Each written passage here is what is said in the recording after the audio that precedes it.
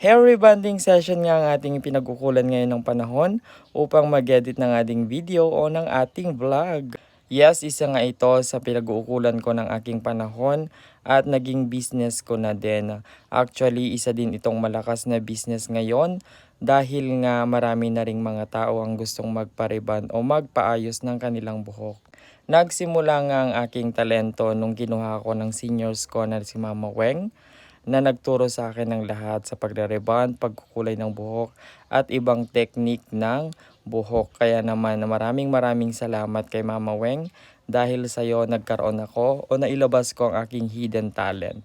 Kaya naman sa mga aspiring dyan o gustong matuto ng kanilang mga craft na ganito ay just go and try. Malay nyo, soon magiging successful din kayo, maging mas mailabas nyo pa yung galing nyo sa ganitong craft. Yan lamang po mga kakemes.